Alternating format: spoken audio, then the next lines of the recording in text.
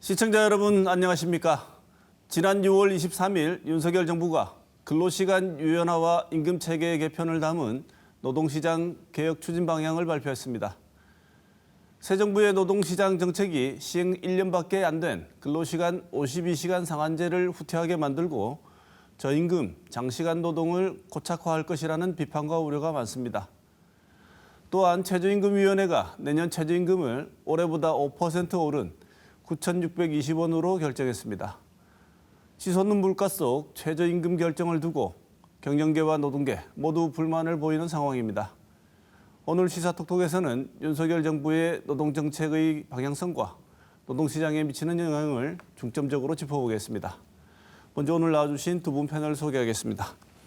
이승엽 대구대 사회학과 교수 모셨습니다. 어서 오십시오. 안녕하세요. 김용현 대구 경북연구원 경제일자리연구실 선임연구위원 모셨습니다. 예, 안녕하세요. 네, 어서 오십시오. 자, 윤석열 정부의 노동정책이 나왔는데요. 지난 6월 23일이죠. 고용노동부가 노동시장 개혁 추진 방향을 발표했습니다. 일단은 이번 발표에서 드러난 윤석열 정부의 노동시장 정책 핵심 내용이 뭔지 짚어보고 토론을 시작하도록 하겠습니다. 이 내용은 김 박사님 짚어주실까요? 사실 6월 고전에 일주일 전에 정부가 새 정부 경제정책 방향이라는 회의를 하면서 저성장 극복과 성장 복지 선순환 체계를 만드는 과정에서 어떻게 개혁 차원에서 여러 가지 4가지 개혁이 있었습니다. 그중에 이제 우리가 노동시장 개혁이 뭐 연금이라든지 복지와 같이 진행되었는데 크게 2가지 측면에서 우리가 볼 수 있는 것이 그 노동 환경에서 특히나 이제 근로시간 유연화 문제랑 임금 체계가 그러니까 연공급으로 되어 있는 임금 체계를 직무급으로 바꾸겠다 이런 어떤 큰 두 축을 이제 이렇게 발표를 했고요. 여기 내용을 간단하게 좀 살펴보면은 주로 이제 그 근로시간 제도 개선과 관련해서는 좀 노사 합의를 통해서 이걸 좀 도출하겠다는 내용인데 거기 보면 선택적 근로시간 정상 기간을 확대하겠다. 예를 들어 이제 우리가 52시간제 같은 경우 이걸 좀 이렇게 지금 좀 유연 근로를 해서 그걸 이제 주로 주 단위로 했던 것을 이제 뭐 월 단위로 하겠다 해서 그 논란이 좀 되고 있고요. 그다음에 또 한 가지가 이제 그 근로시간 저축 계좌제라 그래가지고 이게 이제 일이 많을 때는 일을 좀 더 하고 일이 없을 때는 좀 시간을 저축해서 이렇게 할 수 있도록 하는 건데 이것도 사실은 어떻게 보면 연장 근로에 대한 금전 보상을 이제 휴가로 보상하는 그런 문제가 좀 대두될 수가 있고요. 또 한 가지는 이제 52시간제와 관련된 이제 예외 규정이 우리가 보통 운송이라든지 의료와 관련된 부분에 좀 예외 업종이 있지만은 스타트업이라든지 전문직 관련돼서 근로시간을 좀 이렇게 완화할 수 있는 그런 내용들이 좀 포함되어 있다 이렇게 보고요. 그다음에 임금 체계와 관련해서도 실제로 이제 지금 우리가 연공서열 임금 체계를 직무별로 임금이 어떻게 되어 있는지 현장 조사를 해서 이것을 각 업종이라든지 그 기관에 임금 체계 가이드북을 만들어서 컨설팅을 해서 결국은 한국형 직무별 임금 정보 시스템을 구축하겠다 이런 틀로 그 정책 내용을 바라볼 수가 있습니다. 네. 그런데 고용노동부가 발표하고 하루 만에 대통령이 출근길에 공식 입장이 아니라고 부정을 하는 바람에 좀 혼란이 빚어지기도 했는데요. 이승엽 교수님, 이 정부의 공식 입장이 그 이후에 또 다시 정리된 게 있습니까? 아니면 이번에 고용노동부 기본적인 입장 표명 포함해서 전체적으로 어떻게 평가하시는지요? 대통령이 직접 정부의 공식 입장이 아니라고 했다가 또 그건 아니라고 다시 반박을 하는 얘기들이 있는데 이제 그거는 본인들의 어떤 그 내부적인 의견 조율 과정에서 발생하는 문제이고 보고 체계의 문제에서 나타나는 문제점이지 내용상의 문제는 아니다라고 봅니다. 어차피 본인에게 보고가 됐든 안 됐든 어떤 발표된 내용은 큰 다를 게 없었다. 그리고 실제로 그 이후에도 내용상 달라진 바는 없습니다. 그럼 실질적으로 고용노동부가 발표했던 내용이 윤석열 정부의 기본적인 노동정책의 근간을 이룬다고 봐도 되겠습니까? 예, 그렇습니다. 평가를 하신다면요? 이제 크게 보면 노동시간 문제하고 임금체계 문제 2가지 노동시장에서의 핵심적인 문제에 대한 어떤 방향을 제시를 한 건데 저는 요거는 윤석열 정부가 정책 공약을 통해서 정책 과제로 제시했던 내용, 그러니까 세부 내용은 맞는데 그러니까 거기에서 제시했던 방향과는 전혀 다른 얘기들을 지금 하고 있다라고 생각을 하고 있거든요. 공약과 세부 내용이 차이가 많다. 일치되지 않는다. 그러니까 앞에서는 그러니까 노동의 가치가 존중받는 세상을 만들겠다. 네. 뭐 따뜻한 약자와의 동행을 하겠다 이런 식의 얘기를 주로 이제 사회 관련 공약에서 얘기를 했는데 네. 실제로 지금 이번에 노동시장 개혁 방향으로 제시된 내용들은 뭐냐면 딱 한마디로 얘기하면 저임금 장시간 체제로 회귀하겠다라는 얘기를 하고 있습니다. 네. 따뜻하지도 않고 그 다음에 노동의 가치를 존중하지도 않는 방식으로 정책 방향을 제시를 하고 있는 거죠. 네. 애초에 제시했던 슬로건과는 반대 방향으로 가고 있다고 보시는군요. 예. 그런데 정부는 이번 노동시장 개혁 취지가 원래 고용노동 시스템이 좀 현대화되지 못했다고 얘기하면서 우리도 이제는 고용노동 시스템을 좀 현대화할 필요가 있다라고 밝히면서 개혁의 취지가 그거라고 밝혔습니다. 이런 노동정책 내용 나온 걸 바탕으로 봤을 때 이런 취지를 살릴 수 있는 개혁적인 방향이라고 보십니까? 아니면 방금 짧게 이 교수님 말씀 주셨습니다만 개악 쪽이라고 보시는지요? 먼저 김 박사님 어떻게 보십니까? 예, 뭐 개혁인지 개혁인지 좀 더 지켜봐야 될 것 같고요. 사실은 취지 자체는 인구 구조 변화라든지 근무 환경 변화라든지 뭐 세대 특성을 반영해서 두 축인 근로 시간과 그다음에 임금 체계를 개편하겠다는 것은 굉장히 의미는 있을 것 같습니다. 그런데 우리 교수님 말씀과 같이 아직까지 그 전체적인 뭐 준비해 가자는 그런 취지로만 나와 있기 때문에 저는 이제 좀 우려되는 게 뭐냐면은 과거에 우리가 예를 들어 비정규직 제로화 같은 그런 정책을 함으로 해서 오히려 비정규직들이 그러니까 그런 일자리를 원하는 사람들이 일자리가 없어지는 그런 어떻게 보면 코브라 효과라 그럴까요? 그런 그 문제라든지 또 임금 같은 경우는 예를 들어 걱정되는 것이 이제 너무 이제 직무급 도입을 하다가 이 과도하게 노사분규가 많이 일어난다든지 오히려 기존의 근로자들이 원래 우리가 원하는 그런 직무급으로 가는 것이 아니라 연공서열급이 더 강화되지 않을까 하는 그런 우려도 없잖아 있습니다. 네. 그런 부분을 어떻게 해소할 건지는 아직까지 좀 뭐 프로세스를 한번 봐야 되지 않을까 이렇게 보고 있습니다. 네, 어쨌든 취지 자체는 개혁 쪽에 가깝다고 보시는군요. 예, 그렇습니다. 예. 이 교수님 어떻게 보십니까? 저는 계약에 가까운 게 아니고 개혁에 가깝다. 계약에 가까운 게 아니고 계약이다? 계약이다라고 생각을 하는데 그 이유가 뭐냐면 고용노동 시스템을 현대화하겠다라고 할 때 현대화의 의미가 뭔지를 본인들 스스로 잘 모르는 것 같아요. 왜냐하면 이번에 이제 그 정책 방안을 제시할 때 왜 이걸 우리가 해야 되는지의 취지에 대해서 어떻게 얘기를 하냐면 노동시장의 이중구조라는 얘기를 하고 있습니다. 네. 근데 그 노동시장의 이중구조라고 하는 거에 구체적인 예를 뭘로 들었냐면 대중소기업 그다음에 플랫폼이나 특고와 같은 비정형 비정규 노동자들의 등장 이게 고용노동 시스템 현대화가 필요한 이유다라고 얘기를 하는 건데 지금 가만히 이분들이 하는 이유를 들어보면 대중소기업 간의 격차 플랫폼 특고나 즉 정규직과의 비정규직과의 격차는 기업 간의 문제거든요. 네. 근데 지금 여기서 이거에 대한 현대화의 내용으로 제시하는 노동 시간의 어떤 그 주 52시간 상한제를 유연하는 문제나 임금 체계를 직무급으로 바꾸는 문제는 기업 내부의 문제입니다. 네. 그러니까 문제는 기업 간에 있다라고 진단을 해놓고 그거에 대한 해결책은 기업 내부에서의 문제를 해결하는 이런 해결책을 제시하는 거는 앞뒤가 맞지 않는 거고 그다음에 이걸로 해결되지도 않을 뿐더러 오히려 내부의 노동자 간의 어떤 갈등과 분열만을 촉진시키는 사회적인 갈등을 야기하는 아주 안 좋은 계약이다라고 생각을 하고 있습니다. 네. 방금 말씀해 주신 내용들을 바탕으로 이제 개별적인 분야를 한번 토론을 해보도록 하겠습니다. 먼저 근로시간 유연화와 관련된 문제인데요. 이 용어 자체도 사실은 굉장히 불만이 있으실 수도 있을 것 같습니다. 근로시간 유연화는 굉장히 그야말로 좋은 느낌이 있는데 우리 이승엽 교수님 안 좋아하실 것 같고 이 유연화란 말의 자체도 반대가 좀 있으실 것 같은데 어떻게 보시나요? 이 유연화와 임금 체계 관련해서 이번에 내용 평가하신다면요? 저에 대한 선입견이 있으신 것 같은데 유연화라는 단어 자체를 싫어하지 않습니다. 근데 다만 어떤 유연화를 목적으로 하느냐가 더 중요하다라고 생각을 하고 우리가 이제 예전에 OECD에서도 이 유연화를 얘기할 때 질적인 유연화와 양적인 유연화라고 한 두 가지를 얘기를 했는데 이제 유연화가 우리나라에서 문제가 되는 거는 뭐냐면 수량적인 유연화 중심으로 한국 사회가 유연화를 자꾸 이해하려고 하는 거다. 노동시간의 유연화도 마찬가지고 선진국에서도 노동시간 유연화를 굉장히 많이 활용을 하고 있고 노동조합도 이걸 굉장히 좋아하는 경우도 굉장히 많이 있습니다.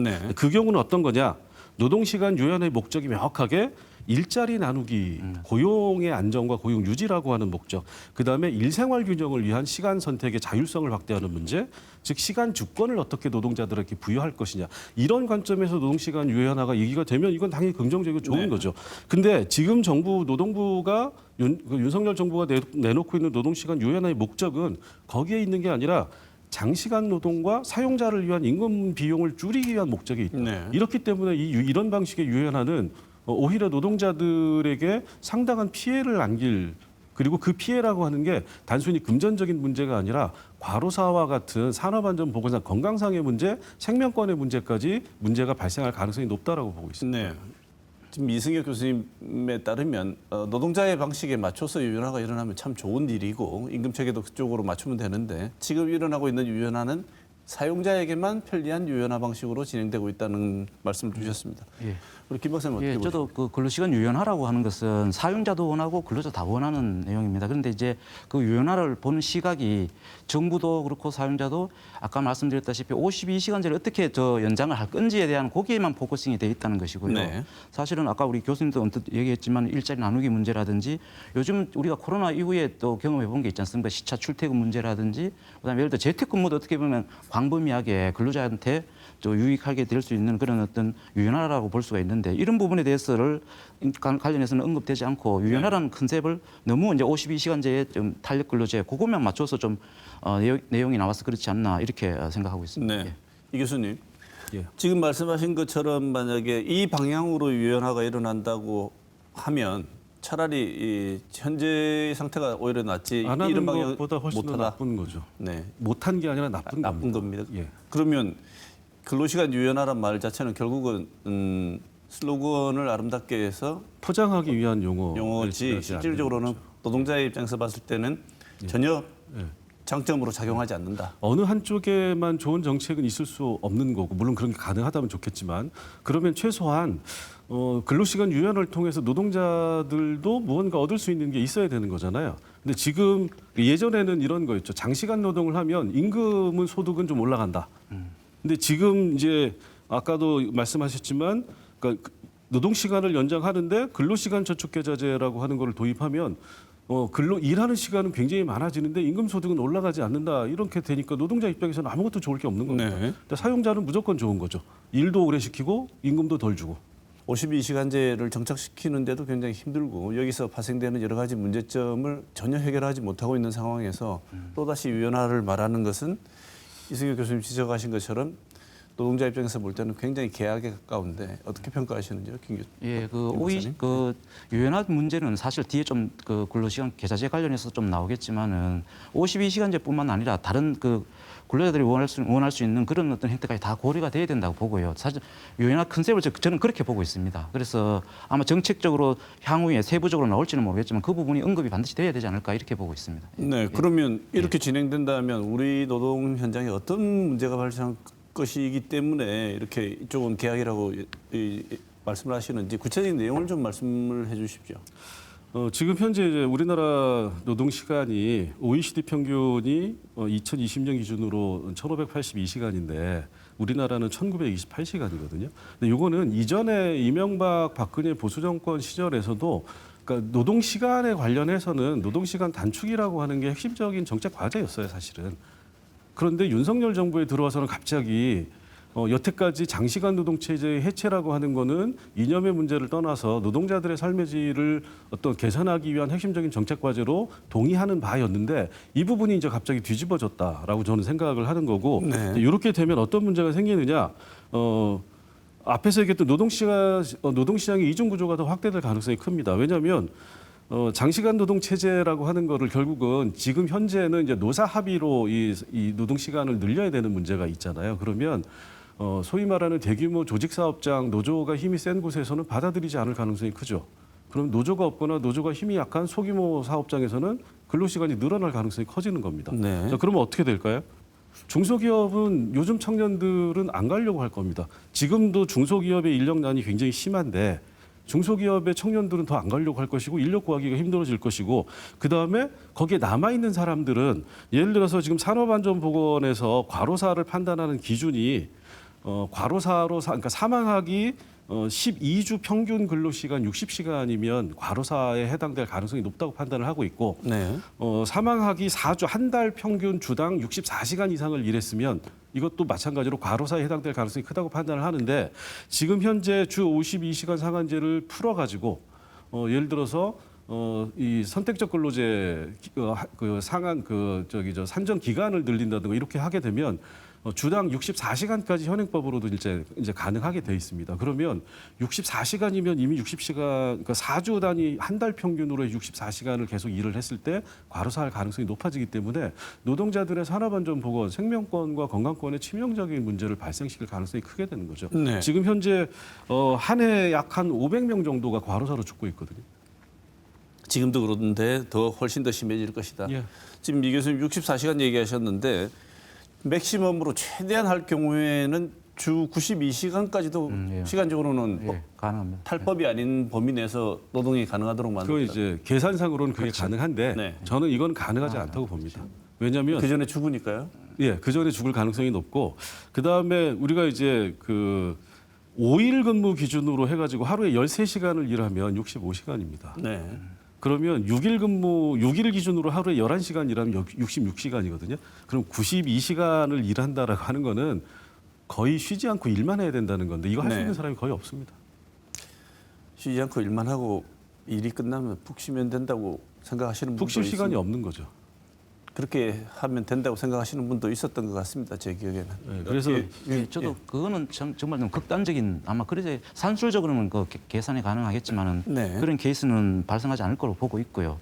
그리고 또 우리 아까 OECD 기준으로 보면 우리나라가 사실은 최장 근로시간이라고 말씀을 하셨지만 또 노동시간 유연성도 우리가 OECD 기준으로 보면 굉장히 낮습니다. 이거 왜냐하면은 그러니까 그 노동시간 유연성을 사실은 52시간 문제만 가지고 이제 언급하다 보니까 그렇지만 이 선진국들 같은 경우는 유연화가 잘 돼 있잖아요. 유연화가 잘 돼 있는데 근로시간은 낮다는 거예요. 네. 그래서 우리도 노동시간 유연화를 해야 되는데 그게 52시간제 그 문제뿐만 아니라 아까 앞서 말씀드렸던 시차 출퇴근제라든지 뭐 다양한 방법의 여러 가지를 해야 된다 이렇게 생각되고 결국은 그것은 이제 우리가 지금 이 우리나라가 이렇게 그 근로시간이 긴 것이 또 한 가지가 이제 산업 구조 자체가 약간의 시간 단가로 따지는 그런 생산 네. 구조를 가지고 있기 때문에 그런 부분도 약간의 구조 전환 측면에서 고려가 돼야 되지 않나 이렇게 보고 있습니다. 예. 지금 52시간제를 하고 있는데 또 개편을 하겠다는 데는 상당한 나름의 이유가 있지 않겠습니까? 예, 그렇다고. 김 박사님 예. 보시기에는 이 정부가 지금 52시간이 완전히 정착되기 전에 또다시 이런 개편안을 내놓는 가장 중요한 원인이 뭐라고 생각하십니까? 아마 저게 기업에서 그런 요구가 일단은 이렇게 많고 또 이게 경직적으로 이게 우리가 그 예외 업종, 52시간 예외 업종이 있지만은 아까 말씀드렸던 뭐 스타트업이라든지 그다음에 뭐 새로운 어떤 필요에 의한 그 근로자들의 요청이라든지 이런 거에 대해서 거의 대응 체계로 아마 마련한 것 같고요. 그런데 거기에 맞는 체계 자체가 아까 말씀드렸다시피 그 시간제만 따지고 있고 그 고용 복지라든지 이런 거와 관련해서 전반적인 내용이 포함되어 있지 않기 때문에 네. 좀 그런 부분이 좀 아쉽다 이렇게 보고 있습니다. 기업들이 제일 많이 호소하는 불편한 지점이 어디지요?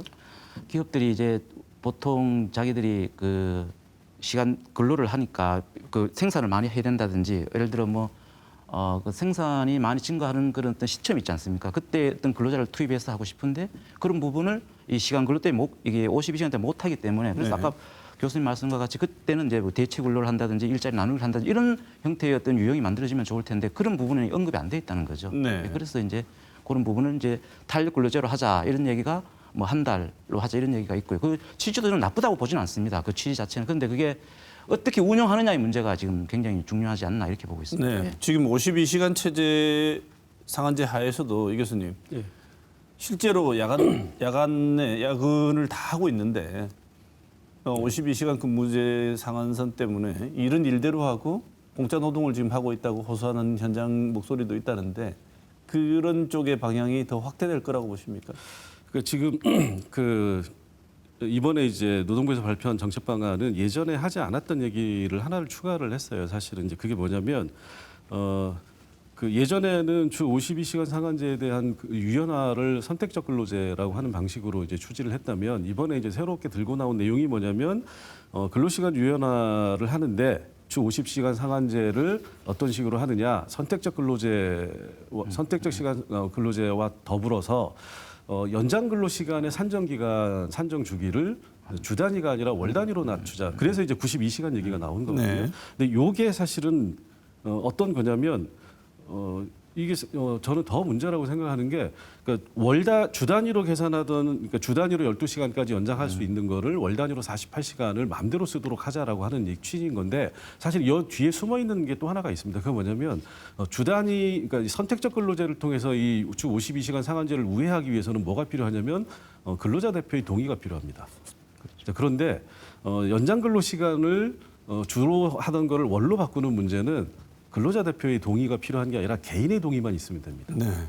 그러니까 결국은 뭐냐면 노사관계를 배제하고 약자인 근로자 개인을 공략해서 마음대로 근로시간을 유연화시키도록 만들어주겠다라고 하는 취지가 있는 거고 요 얘기를 하면서 해외 사례를 굉장히 많이 들어요. 뭐 영국, 독일, 외국 선진국들이 전부 다 주 단위로 연장 근로를 산정하지 않고 월 단위 또는 몇 개월 단위로 한다라고 하는데 그거는 이제 뭐 맞습니다. 맞는데 우리가 이제 규리 회수를 건너면 탱자가 된다라고 얘기를 하는 거잖아요. 그게 무슨 얘기냐면 해외에서 그렇게 하는 이 나름대로의 그 맥락이 있는 겁니다. 그건 뭐냐면 해외 사례에서 대부분은 실근로 시간과 법정 근로 시간의 갭이 굉장히 적습니다. 그러니까 법정 근로 시간 또는 협약 근로 시간이 35시간에서 40시간 사이인데 실근로 시간이 이거에 별로 차이가 나지 않기 때문에 아까 말씀드렸듯이 OECD 평균 연간 근로 시간이 1,582시간밖에 안 되는 거죠. 그런데 우리나라는 법정 근로 시간과 실근로 시간의 차이가 굉장히 크게 돼 있는 나라입니다. 그런데 여기에서 유연화를 통해서 이 실근로 시간을 더 늘리겠다라고 하는 거는 결국은 노동시간 유연화의 목적 자체가 근로 시간을 최대한 연장하는 거에 있다. 이게 유일한 목적이다라고 볼 수밖에 없는 거죠. 네. 그렇다면 지금 제시되고 있는 근로시간 저축 계좌제, 근로시간 유연화 이 둘 다 적용되면 노동자들 입장에서는 실질적으로는 근로소득이 감소할 수밖에 없다는 결론이 나오는데 그렇습니까? 예. 이것도 마찬가지로 말씀드릴 수 있는데 근로시간 저축계좌제도 이미 선진국에서 광범위하게 사용하고 있는 제도입니다. 이 제도 자체로는 문제가 없어요. 그런데 선진국은 뭐 앞에서 말씀드렸다시피 근로시간이 짧고 상대적으로 임금이 높은 수준에 있는 겁니다. 그 상태에서 근로시간 저축계좌제는 노동자 개인의 어떤 시간에 대한 선택권이라고 시간을 더 많이 확보해주기 위한 정책으로 노동자들도 이걸 좋아하는 경우가 굉장히 많이 있어요. 네. 근데 우리나라는 아까도 말씀드린 임금이 낮고 낮은 임금을 보완하기 위해서 장시간 근로를 하는 시스템인 거잖아요. 네. 자, 그런데 이 근로시간 저축계좌제의 핵심 내용은 이겁니다. 네가 연장 근로를 해서 시간을 더 많이 일을 했으면 쉬는 시간을 더 많이 주겠다. 자, 그러면 좋은 거 아니냐라고 생각할 수도 있는데 예전에는 많은 사람들이 낮은 임금을 연장 근로를 통해서 소득을 보충하는 수단으로 사용을 했기 때문에 네. 연장 근로를 선호하는 노동자들도 많이 있었습니다. 네. 근데 이제 시간은 늘어나는데 근로시간 저축 계좌제가 도입이 되면 시간은 시간으로만 갚아주겠다라는 얘기가 되는 거기 때문에 네. 아무리 일을 많이 해도 소득은 보정되지 않는 거죠. 네. 그러면 결국은 일은 많이 하고 소득은 늘어나지 않는. 그러면 왜 일을 더 많이 해야 되는지를 노동자들이 이해하기 쉽지 않게 되실 겁니다. 네. 이런 형태의 지적들 실제로 52시간 제도가 도입되고 난 뒤에 현장에서는 노동 현장에서는 조금 일은 더 많이 하는 것 같은데 혹은 전체적으로 봤을 때 일을 더 많이 해서 소득을 보존하고 싶은데 맞습니다. 이 제도 때문에 못한다고 하는 목소리들이 많습니까? 예, 추가로 이제 52시간 때문에 알바도 뛰는 사람도 없잖아요. 있을 거고 다른 업무를 하는 것도 있고 이래서 저는 그래서 이게 근로시간 저축계좌제에 물론 이제 유급으로 이게 시간을 저축해서 나중에 휴가로 갈 수도 있지만은 또 자기가 필요하면은 또 임금으로도 이제 받을 수 있는 물론 그걸 100% 이제 예를 들어 저축 시간이 10시간인데 100% 이제 임금을 전환은 안 되더라도 그것도 노동자들이 좀 선택해서 그러니까 어차피 제도가 진행된다면은 임금 체계로 좀 갈 수 있도록 하는 것도 좋지 않을까 이렇게 생각은 하고 있습니다. 예. 그런 방향에 대한 내용들은 전혀 들어있지 않습니까? 그렇죠. 그런 내용은 없고요. 그냥 근로시간 계좌제를 저축을 해서 나중에 이제 쓸 수 있도록 그러니까 하는 그런. 그 시간을 시간으로 갚는다는 방식으로만 도입하면 이승엽 교수님 지금 지적하신 대로 결국 노동자 입장에서는 실질 소득은 감소하고 노동 시간은 늘어나는. 이제 이거를 좋아하시는 분들도 있겠죠. 예를 들어서 그렇죠. 임금이 높고 그렇죠. 그다음에 자기 시간 갖기를 원하는 고소득자 노동, 고소득 노동자들은 당연히 좋아하는데 한국 사회에서 이런 분들이 그렇게 많지는 않은 거잖아요. 그래서 점점 노동시장의 이중 구조가 더 심화되는- 완화되는 게 아니고 심화되는 방향으로. 그래서 이거는 현장을 너무 모르고 정책을 하시는 분들이 생각하는 게 예를 들어서 우리가 지금 법적으로 보장돼 있는 연차 휴가라는 게 있지 않습니까? 네. 그래서 연차 휴가가 많을 경우에는 뭐 이제 그 오래 근무하신 분들은 30일이 넘어가기도 하고 그러는데 연차 휴가를 안 쓰는 분들이 많아요. 왜 휴가를 안 쓰느냐? 연차 휴가를 수당으로 보전해 주는 회사에 계신 분들은 나 휴가 안 쓰고 돈으로 받겠다. 내 소득이 낮기 때문에 이런 분들이 많은데 근로시간 저축 계좌제를 통해 가지고 일은 더 많이 하고 돈은 안 주겠다 그러면 노동자들이 좋아할지 모르겠습니다. 그러게 말입니다. 그래서 저는 항상 궁금한 게 이런 정책을 위반하는 분들이 그 현장에서 일하는 분들이 어떤 상황에 있는지를 컨설팅을 하는지 자문을 하고 실제로 얘기를 듣는지 궁금한 게 말씀하신 것처럼 이 정책 위반하시는 분들은 그 이런 방식이 되면 좋은 분들이면 이런 정책이 본인들이 고소득이고 안정적인 직장을 가지신 분들이 컨설팅을 하고 자문을 하기 때문에 이렇게 되면 본인들이 좋으니까 할 수도 있는 거죠. 우리가 아파트 가격 상승 얘기 나올 때도 강남에 집이 있는 정치인들 관료들이 많으니까 아파트 값 안 내리려고 한다라는 뭐 사실인지는 모르겠지만 이런 얘기가 나오는 거와 정책도 비슷한 뭐 맥락이 좀 있는 것 같긴 합니다. 오늘 말씀을 들으면 고용노동부에서 내놓은 안들을 만들 때 말이죠. 용어들은 다 이렇게 좀 훌륭한 용어들입니다. 근로시간 유연화. 그래서 노사 합의로 개선할 수 있다 이런 얘기를 하는데 모두의 이승엽 선생님 말씀하셨지만 노사 합의 하면 좋죠. 근데 개인이 서로 노동자와 회사가 직접 교섭을 할 수밖에 없도록 되어 있는 문제도 있고 그다음에 그나마 노조의 조직률조차 우리는 14%밖에 안 되는데 지금 이런 상황이 된다면 기업에 유리한 방향, 회사에 유리한 방향으로 노동 환경이 조성될 수밖에 없어서 결국 노동자만 피해를 보게 될 가능성이 점점 커진다고 우려를 하시는데 예. 김 박사님 생각은 어떠신지요?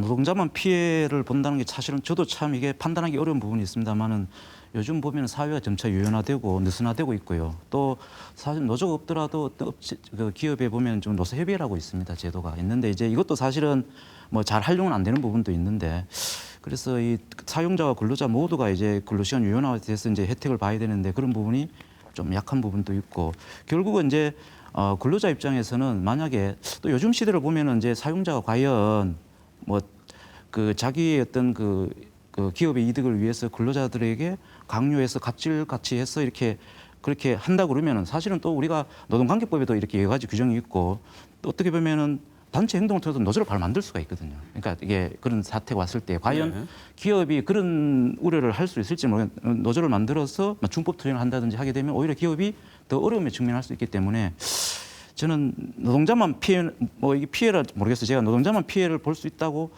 얘기를 하기는 그렇고 근로자도 그러니까 사용자도 좀 힘든 부분이 있지 않을까 이렇게 부분이 있습니다. 이런 부분이 됐을 때. 예. 제가 과문한지 모르겠습니다만 이 교수님 우리나라의 노동 현장이 예. 저렇게 마음먹으면 노조가 금방 뚝딱 조직될 만큼 환경이 돼 있나요? 제가 너무 옛날 생각만 하는지. 그 우리나라 노조 조직률 14%라고 말씀을 이제 하셨는데 이제 공공 부분을 빼면 더 이제 줄어듭니다. 그런데 이미 그러니까 쉽게 얘기하면 300인 이상 노조 그러니까 대규모 조직 노동자가 존재하는 사업장은 대부분 노조가 조직이 돼 있기 때문에 네. 앞으로 노조 조직률이 높아질 가능성은 그렇게 크지 않다. 그러면 결국은 뭐냐? 대부분의 사업장은 노동조합의 최소한의 보호도 받지 못하는 노동자들이기 때문에 결국은 이런 정책의 피해자는 결국 노조가 없는 사업장에 주로 발생할 가능성이 크다. 이렇게 얘기할 수 있을 것 같습니다. 그러면 거꾸로 역으로 한번 질문을 드려보겠습니다. 지금 52시간 노동제가 도입되고 이전 정부의 노동 정책이 시행되고 난 이후에 대기업 노동자가 아닌 작은 노동자들이 오히려 이전보다 나빠졌다고 보십니까? 예. 52시간제가 도입되고 난 뒤에요? 예. 그러면 이 제도를 바로잡기 위한 방향이 아니고 이거는 그보다 더 더 심해지는. 나쁘게 가는 방향인 거죠. 그러면 이승엽 교수님 보시기에는 52시간 노동 제도도 손봐야 된다고 보십니까? 저는 주 52시간 상한제라고 하는 것 자체를 정말로 예외적인 경우에만 소위 말하는 연장 근로를 할 수 있도록 만들어야 된다. 그런데 이제 왜 이게 중요하냐면 사용자 입장에서는 사실 이런 겁니다. 그러니까 그러니까 최소의 비용으로 더 많은 물건들을 만들어내고 더 많은 이윤을 남겨야 되는 거잖아요. 그러면 우리나라의 지금 시스템은 뭐냐면 사람 한 명을 쓰는 것보다 연장 근로를 더 많이 시키고 그 사람한테 돈을 더 많이 주는 게 훨씬 더 남는 장사가 되는 겁니다. 그러니까 네. 많은 사람들이 아니 그렇게 연장 근로 시킬 거면 사람 쓰면 되지라고 얘기를 하는데 사용자 입장에서는 그게 돈이 더 많이 들어. 아주 간단한 논리거든요. 그래서 그러면 오히려 저는 연장 근로를 시키는 게 두 가지, 아예 연장 근로를 못하게 만들거나 아니면 연장 근로를 시키는 것이 사람 고용하는 것보다 더 많은 비용을 유발할 수 있는 방식으로 저는 가야 된다. 그래야만 소위 말하는 법정 근로 시간이라고 하는 사회적인 기준을 중심으로 해서 사람들이 일을 하고 자기의 소득을 어떤 자기 생활을 만들어가는 시스템이 도입될 수 있는 거지. 지금처럼 자꾸 어떤 기준을 만들고 그 기준에 대한 예외를 다시 새로운 기준으로 만들고 그 기준에 대한 또 다른 예외를 만들어가는 방식으로 하면 이 사회가 제대로 작동하기 힘들어진다라는 겁니다. 연장 근로를 시키게 되면 거의 임금을 견딜 수 없을 만큼 사람을 고용하는 게 낫지 연장 근로는 못 시킬 만큼 차라리 세게 줘야지 연장 근로라는 형태 자체가 없어지고 과도한 노동을 하지 않는다는 게 이승엽 선생님 말씀이신데 기업 입장에서는 어떻게 볼 것 같습니까? 예, 기업도 아마 그 업종마다 좀 다를 거고 기업 규모마다 많이 차이가 있을 것 같거든요. 그런데 그거를 이제 우리가 52시간제라는 그 틀을 가지고 적용하고 또 약간의 예외적을 두니까 여러 가지 있는 산재되어 있는 여러 가지 뭐 기업에 대해 있던 요청이라든지 근로자 요청에 대해서 반응을 다 못하는 것 같고요. 그래서 저는 뭐 일단 한번 52시간제 약간 지금 정부가 일단 발표를 했기 때문에 이 부분을 좀 더 이렇게 면밀하게 좀 보면서 업종별로 직종별로 좀 검토를 좀 해야 될 것 같습니다. 그래서 좀 개편할 수 있도록 해야지 한꺼번에 모든 제도를 만들어 놓고는 이렇게 하기는 굉장히 부담이 크지 않을까 이렇게 보고 있습니다. 네, 앞서 말씀 몇 가지를 외부 요인들도 네. 고려를 좀 해야 된다고 말씀을 하셨는데 김 박사님 보시기에 예. 근로시간 유연화를 추진한다면 예. 그래도 이 지점은 정말 고려를 좀 해줬으면 하는 지점이 있다면 어떤 게 있을까요?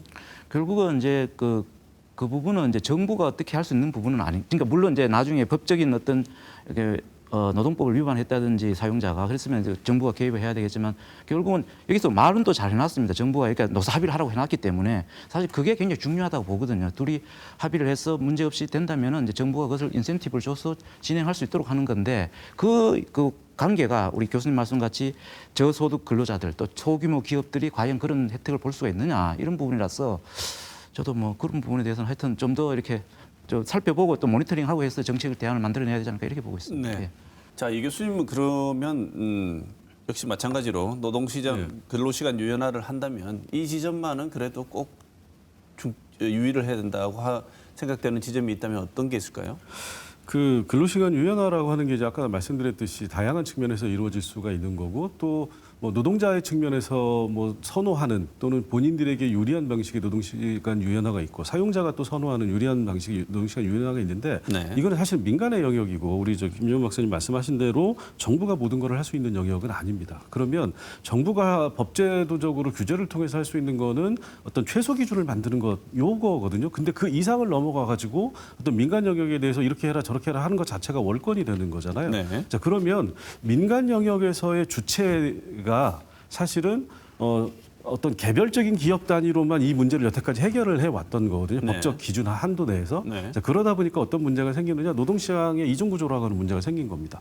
대기업 네. 그리고 돈 잘 버는 기업 어떤 특정 업종은 굉장히 유리한 방식으로 근로조건이나 노동시간이 유연화되어 있고 대신에 소득은 높아지고 근데 반대로 가면 다른 쪽에서는 전혀 상반된 현상이 발생하고 있고 그래서 저는 이런 문제에 대해서는 사용자의 이해관계가 훨씬 더 유리하게 작용할 수 있는 환경이기 때문에 노동조합이 개별 기업 단위를 넘어서서 이 문제에 개입할 수 있는 어떤 사회적인 어떤 그 분위기 환경이 조성돼야 되는데 저는 이걸 이제 쉽게 얘기하면은 산별 단위로 노동조합이 네.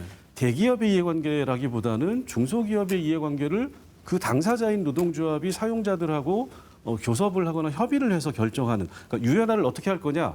노동자들의 입장은 이런 거면 사용자들의 입장은 어떤 거냐? 그리고 이걸 가지고 대화를 통해서 뭔가 교섭을 통해서 타협해가는 방식이 필요한데 문제는 사용자들이 이거를 굉장히 거부를 하고 있습니다. 네. 대표적으로 자동차 업종 같은 경우에 산별 교섭을 노동조합이 계속적으로 한 십몇 년 요구하고 있는데 자 그럼 산별 교섭을 통해서 우리가 현대자동차의 노동자뿐만이 아니라 2차, 3차청 노동자들의 이해관계도 우리가 좀 같이 대변하는 그런 교섭을 해보자라는 얘기를 하면 현대기아차 사용자들이 산별 교섭은 절대 할 수 없다. 네. 자, 이건 무슨 얘기죠? 아까 말씀드렸던 것처럼 한 명 고용해서 돈이 덜 들어가는 것처럼 우리는 현대기아차 노동자들에게 돈 조금 더 많이 주면 나머지 노동자들에게 납품 단가를 통해서 돈을 덜 주니까 우리가 네. 더 이익이다라는 생각을 네. 가지고 들어오지 않는 거죠. 그래서 저는 정부가 근로시간 유연화, 근데 이 정부는 사용자 입장을 대변하고 있는 거거든요. 네. 그러면 사용자들이 노동시간을 유연화시키고 싶으면 노조와 사회적 교섭을 해라. 그래서 결정해라. 그러면 어떤 방식으로 유연을 하든 간에 상관하지 않겠다. 네. 이렇게 얘기를 할 수 있을 것 같아요. 네. 그거는 하기 싫으면서 본인에게 좋은 것만 하고 싶어 한다. 뭐 체리피커 행위를 하고 있다라고 볼 수밖에 없을 것 같아요. 네. 뭐 기업의 입장에서는 처음에 기업 입장도 말씀하셨습니다만 우리가 그 밑에 있는 어떻게 보면 협상의 주제와 협상 단위가 다른 중소기업의 입장까지 포함해서 통합 교섭을 하게 되면 어떻게 감당이 안 된다 이런 생각을 해서 아마 피하려고 하는 것 같은데. 예, 그렇죠. 네. 자, 그러면 임금 체제 개편을 어떤 방향으로 해야 되는지, 그게 어떤 노동 시장에 영향을 주는지 한번 살펴보겠습니다. 지금 아주 중요한 요소 중에 하나가 직무 중심 능력주의 임금 체제로 개편하겠다 이렇게 말을 했습니다. 아주 바람직한 방향인 것 같습니다만 느낌으로는 지금 이 같은 방안이 지금 현재 있는 연공급 중심 임금 체계와 어떤 차이가 있고 이 방향에 기본적으로 어떻게 공감하시는지 아니면 필요하다고 보시는지 필요하다면 왜 필요한지 말씀을 먼저 예. 좀 들어볼까요? 우리가 연공급 임금 체계가 있고 이제 직무급으로 이렇게 두 양극단이 있다고 봤을 경우에 또 그걸 또 혼합해서 연공으로 가면서 직무로 혼합하는 그런 임금 체계가 있고 또 기업이나 사업체마다의 또 독특한 자기 기업 문화가 있기 때문에 여러 가지 임금 체계가 이렇게 존재하고 있습니다. 그래서 실제로 이제 이 앞서 우리가 근로시간에 대해서 얘기했지만 근로시간이라든지 뭐 최저임금도 그렇고 그다음에 뭐 정년 문제도 그렇고 전부 다 이게 임금 문제와 다 연동이 되기 때문에 결국 이 문제는 사실은 어떻게 보면은 잘 해결이 될지 안 될지는 잘 모르겠지만은 완전히 노동 계획을 하면 이게 완성될 수 있는 그런 네. 내용이라고 볼 수가 있습니다. 그래서 지금 그런데 정부에서 발표하고 있는 내용들은 아직까지 그냥 실태 조사를 하고 컨설팅을 하고 뭐 임금 정보 그 체계를 만들겠다 이 정도밖에 나오지 않아서 그 이후에 어떻게 진행할 건지가 정말 어떤 계획을 가지고 있고 어떤 방향으로 좀 추진할 건지에 대해서 그런 구체적인 로드맵이 잡혀 있지 않기 때문에 네. 뭐 말하기는 어렵지만 아무튼 간에 임금 체계는 지금 유럽이라든지 이런 쪽과 비슷하게 좀 그런 방향으로 가는 건 맞다 이렇게 보고 있습니다. 네, 연공급 예. 중심 임금 체계는 개편이 필요하다는 예. 것은 공감하는데 직무 중심 능력주의의 구체적인 내용이 안 나와서 이것 자체는 평가하기 힘들다고 말씀하셨습니다. 이 교수님 어떻게 평가하십니까? 요 얘기는 사실은 이름만 달라졌지 이명박 정부 때부터 시작해가지고 문재인 정부까지 다 똑같은 얘기를 해왔거든요. 직무와 능력 중심, 직무와 성과 중심의 임금 체계라고 하는 건데 정부가 이런 임금 체계 개편을 얘기하는 거는 저는 본인이 할 수 없는 일에 대해서 왜 자꾸 얘기를 하는지가 사실 궁금해요. 왜냐하면 노동 시간은 근로기준법에 어떤 규제된 내용들이 있기 때문에 그걸 기반으로 정부가 정책을 정하고 뭔가 변화를 추구할 수 있습니다. 그런데 네. 근로기준법의 임금에 관련해서는 아무런 내용이 없어요. 자, 그러면 뭐죠? 임금에 대해서 정부가 연공급과 직무급이라고 하는 거에 대한 얘기를 하면서 직무성과급으로 가야 된다 했을 때 그럼 정부 너네가 뭘 할 거냐? 할 수 있는 게 뭐냐? 그러면 아무것도 없습니다. 네. 그러니까 요거는 경청이나 정경련에서 할 얘기지 정부가 할 얘기는 아니다. 그리고 본인이 얘기한다고 될 수 있는 것도 아무것도 없다.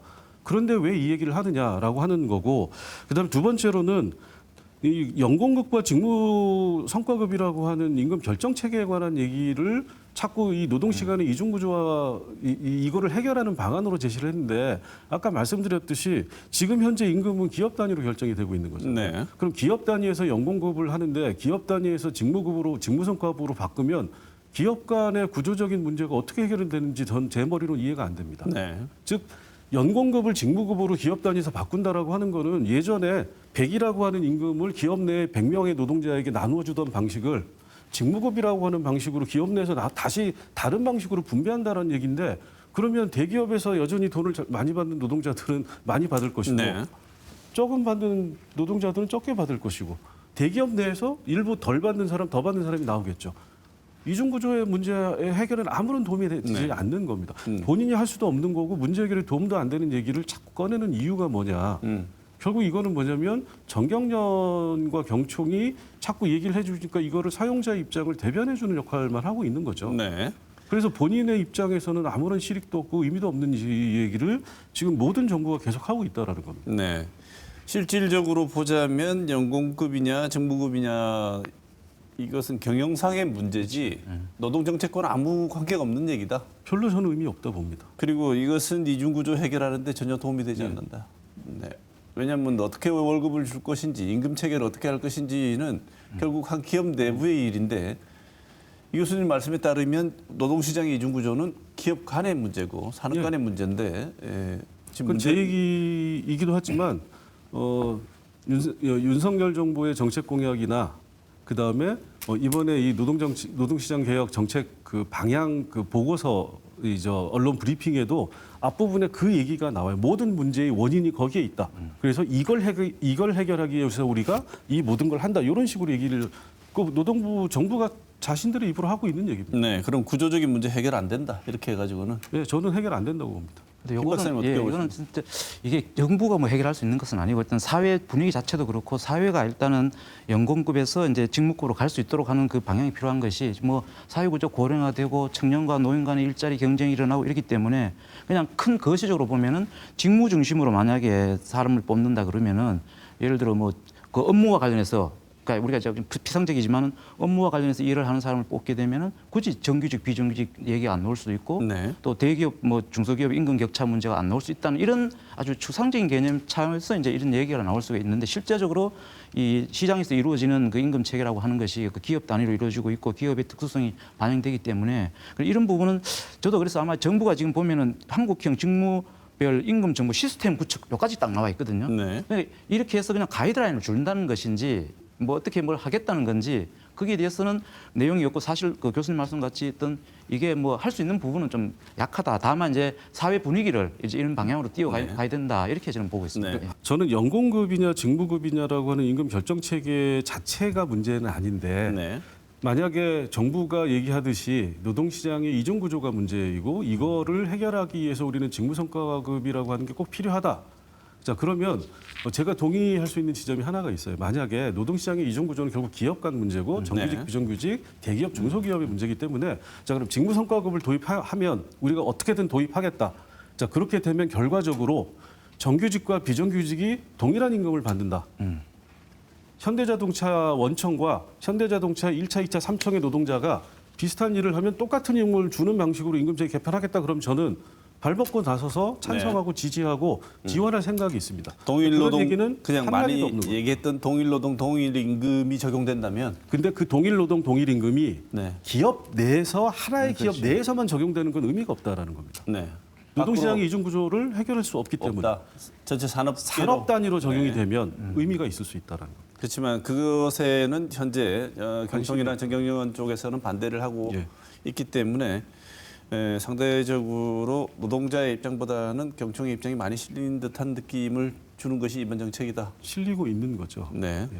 아니 뭐 사실은 실리고 있는 정도가 아니라 알겠습니다. 네, 예. 그 매년 정경련하고 경총이 정부에게 이제 정권이 바뀌면 자기네들의 요구안을 중소기업 중앙에도 그렇고 제출을 하고 있는데 네, 사실상 그 정책 공약 안에 그 내용들이 거의 그대로 들어가 있어요. 네, 알겠습니다. 그런데 이번 정부가 이 친기업 쪽이고 좀 노동계 쪽에는 조금 소홀하다는 비판을 받는 이유가 물가가 많이 오르고 임금 인상이 안 되면 실질 임금은 떨어지는 것처럼 보이는데 경제부총리가 경총 간담회 할 때 과도한 임금 인상 자제해야 된다 이렇게 얘기를 했습니다. 지금 물가 빨리 올라서 물가를 잡아야 된다는 것도 이해하지만 이 발언 어떻게 평가하시는지요? 예, 박사님. 뭐 사실 그 코로나 때 우리가 이제 뭐 지원금을 해서 굉장히 많은 돈을 풀어서 유동성이 많이 증가를 했고 이게 어떻게 보면 임금 근로자뿐만이 그 때문에 그런 건 아닌데 물론 그 취지는 이해가 가는데 너무 그 희생을 임금 근로자의 임금 상승을 너무 거기에 대해서 포커싱 맞췄다고 보고 있고요. 그래서 뭐 예를 들어 그러면 기업도 약간 또 새로운 산업에 대해서 4차 산업혁명 새로운 산업에 대해서 투자를 한다든지 정부도 약간 긴축을 한다든지 이런 어떤 발표가 필요한데 뭐 근로자의 임금을 좀 자제했으면 좋겠다는 네. 것이 조금 과하지 않았나 이런 판단은 되고 뭐 이해는 갑니다. 그런 부분이 있고요. 또 한 가지는 아까 우리 앞서 얘기한 것 중에서 이제 우리나라 같은 경우는 보면은 이 정규직 개념으로 보면은 그 고용의 안정성과 유연성을 봤을 경우에 그 정규직은 임금도 높고 고용 안정성도 높거든요. 네. 그래서 이제 이 부분을 만약 직무급으로 갔을 때는 사실 유연성이 어떻게 역할인데 유연성이 높으면은 임금이 높게 되고 우리는 반대입니다. 사실은 정규직 개념이 그 고용도 안정적이고 임금도 높은데 네.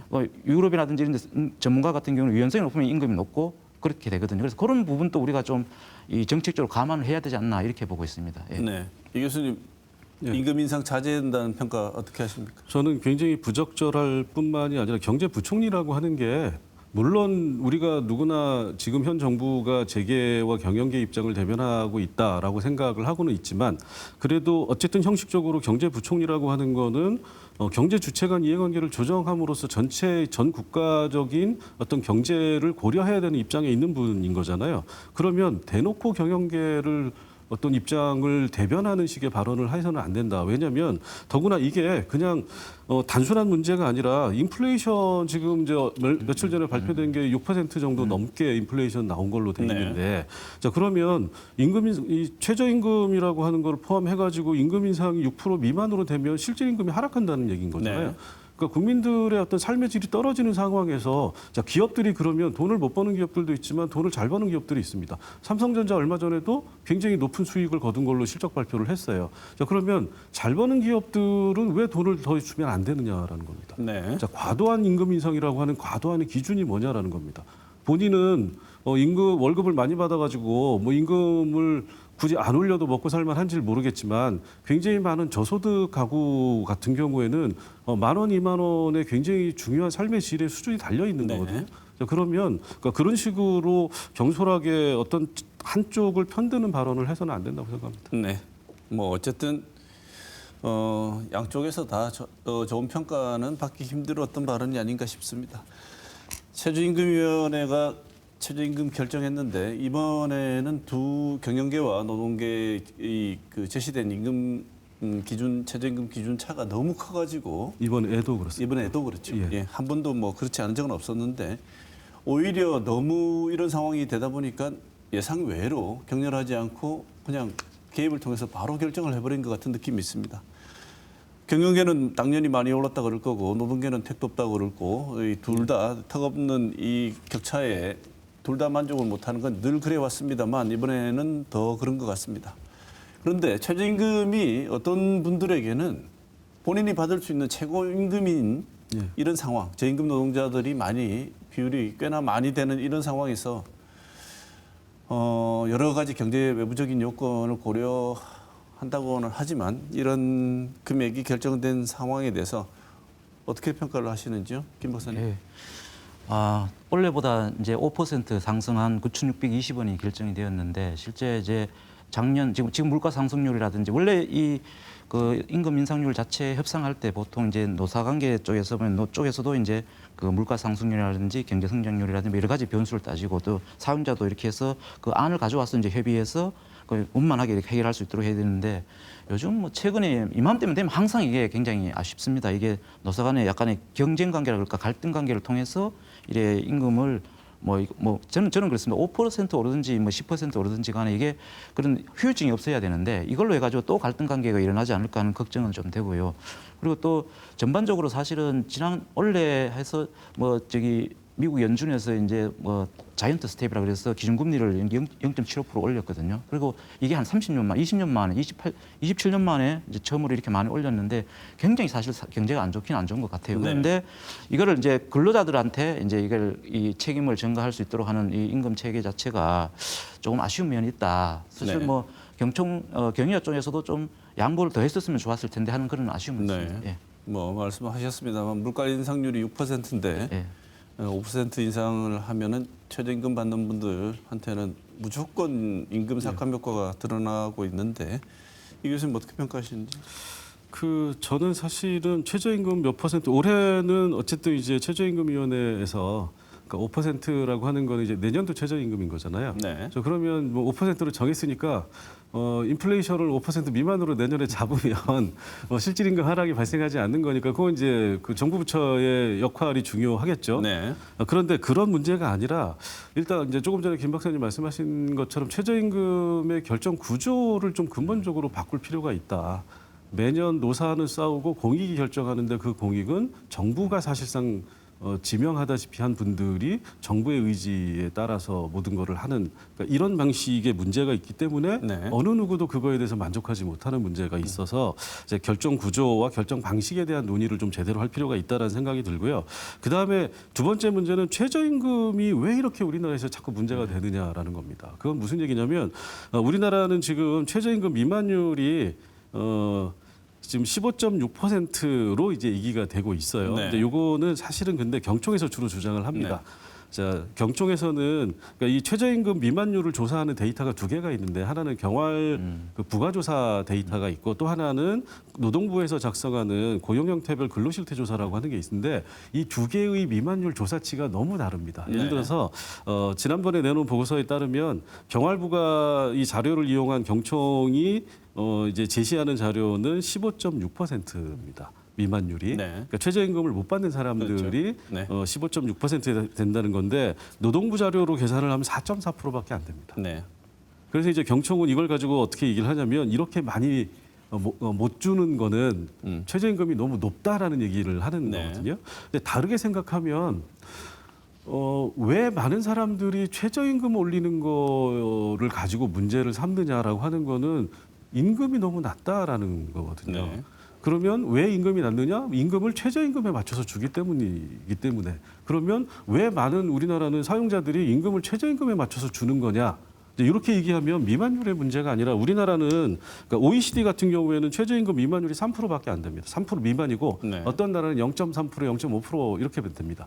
근데 우리나라는 낮은 수치를 이용해도 4.4%, 높은 수치는 15.6% 이렇게 되는 건데 달리 얘기하면 선진국 같은 경우에는 소위 말하는 입직임금이 최저임금을 기준으로 정해지지 않는데 우리나라는 입직임금이 최저임금을 기준으로 정해지기 때문에 많은 분들이 최저임금에 민감해한다라는 거예요. 네.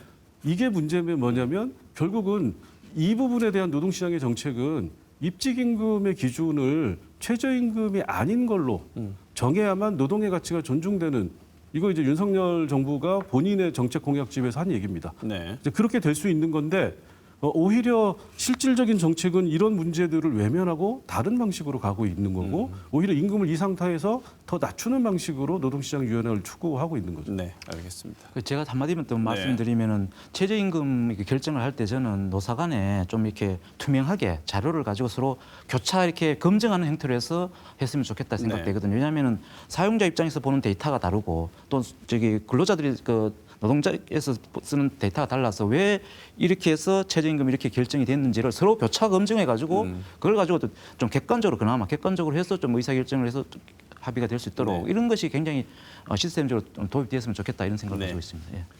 윤석열 정부의 공약을 만든 분들하고 현재 들어가서 이 노동정책을 입안하고 있는 정책 담당자들이 동일하지 않을 가능성이 굉장히 크다고 봅니다. 그래서 자꾸 이제 왜 정책 공약에서 그렇게 얘기해놓고 정책에는 실제 반영하지 않느냐고 이 교수님 지적하시는데 아니 반영하지 않는 게 아니라 앞부분의 좋은 얘기에는 예를 들어서 이제 뭐 노동의 가치가 존중된다 이렇게 얘기를 하고 실노동 시간을 단축시키겠다. 뭐 그다음에 산업안전보건에서의 산재 사망 사고를 줄이겠다 이렇게 얘기를 해놓고 구체적인 정책은 전혀 다른 얘기를 하고 있다라는 겁니다. 그래서 여러 가지 이런 내용들을 보면 새 정부 노동정책이 과거 보수 정부에서 하던 걸 그대로 따라한다. 지금 낙수 효과론하고 별로 차이가 없다. 이렇게 얘기하면서 비판적인 분들은 세 가지를 지적합니다. 그때 지적받았던 내용이 동일하죠. 재벌한테는 특혜를 주고 규제 완화, 부자 감세 그대로 하고 있고 실제로 정책으로 나오고 있습니다. 지금 세계적으로 불황이고 경제 위기 상황이라고 하는데 이렇게 어떻게 보면 새로운 아이디어 그다음에 각종 해결책을 고민하고 고심해야 되는데 너무 쉽게 대응하는 거 아닌가 또는 이미 효용성이 별로 커 보이지 않는 정책을 답습하는 거 아닌가 하는 비판이 있는데 오늘 끝으로 새 정부 노동정책 어떤 방향을 고민해야 될지 짧게 두 분의 제언을 듣는 걸로 마무리하도록 하겠습니다. 예, 근로시간 유연화라든지 뭐 임금의 뭐 직무급은 결국은 그 노사간도 그렇고 정부와 관련된 정책에 대한 신뢰를 바탕으로 해야 이게 뭔가 성과를 낼 수 있는데 앞에 아까 말씀하셨다시피 유연화에 대해서는 다 동의를 하는데 뒤에 정책에 대해서는 서로 간에 이게 다른 생각을 가지고 있기 때문에 이 정책에 대한 신뢰를 바탕으로 서로 간에 좀 그런 소통을 많이 해야 되지 않을까 이렇게 크게 보고 있고요. 결국 이제 이거 임금 체계 같은 경우는 실제로 이제 정말로 이제 직무급으로 가면 좋겠지만 그 부분도 좀 이렇게 노사, 좀 정부가 같이 갈 수 있으면 좋겠다 이런 말씀을 드리겠습니다. 네, 이 교수님. 저는 그 윤석열 정부가 그 110대 국정과제 발표할 때 국정표 3의 제목이 따뜻한 동행 모두가 행복한 나라. 그다음에 20개 약속이라고 돼 있는 거에 노동에 해당되는 10번째를 보면 노동의 가치가 존중받는 사회를 만들겠습니다라고 돼 있거든요. 요대로만 하면 된다. 그런데 현실에서는 경영계 재계의 소원수리 창구 역할을 하는 그러면 자기가 얘기한 거를 스스로 뒤집는 결과가 되는 거고 기술혁신 시대에 노동의 미래가 굉장히 불안정하기 때문에 자, 노동의 미래라고 하는 거는 결국은 성장에 따른 결실이 노동자들에게 돌아가고 그걸 통해서 노동자들의 노동 생활의 질이 올라가는 방식으로 노동 정책이 전개가 되는 거잖아요. 그럼 노동부 역할도 거기에 있는 겁니다. 그런데 노동부가 노동자들의 어떤 노동 생활의 질을 개선시키고 노동자들의 삶의 질을 올리는 데 목표가 있다기보다는 지금은 사용자들의 수익성과 어떤 그 임금 비용을 감소시키는 이런 거를 위해서 노력하는 부처로서 보인다. 이거는 노동정책이 제대로 된 게 나올 수가 없다라고 봅니다. 네. 오늘 이승엽 대구대 사회학과 교수, 김용현 대구 경북연구원 경제일자리연구실 선임연구위원 두 분 모시고 윤석열 정부의 노동정책 이모저모를 한번 짚어봤습니다. 오늘 좋은 말씀 주신 두 분 감사드리고 오늘 토론 여기서 마치도록 하겠습니다. 고맙습니다. 맞습니다.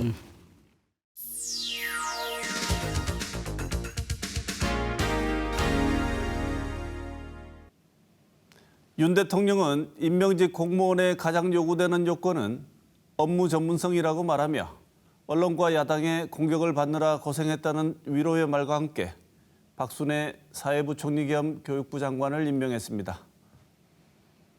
청문회를 안 거쳐 별다른 고생 없이 간 것처럼 보이는데 대통령은 그런 생각이 아닌가 봅니다.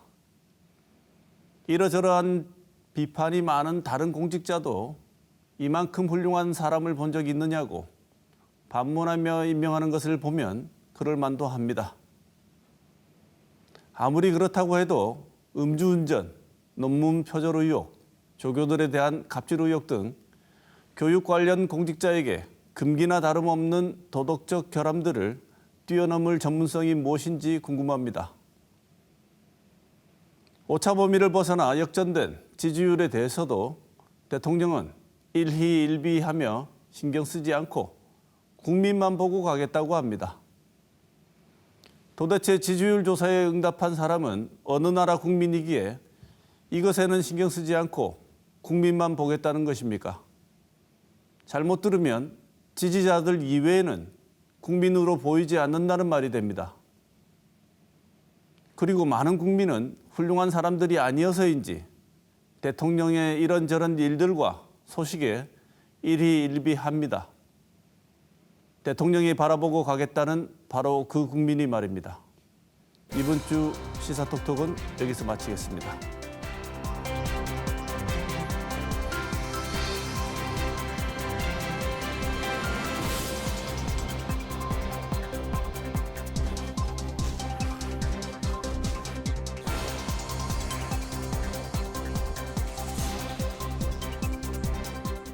만나면 좋은 친구 MBC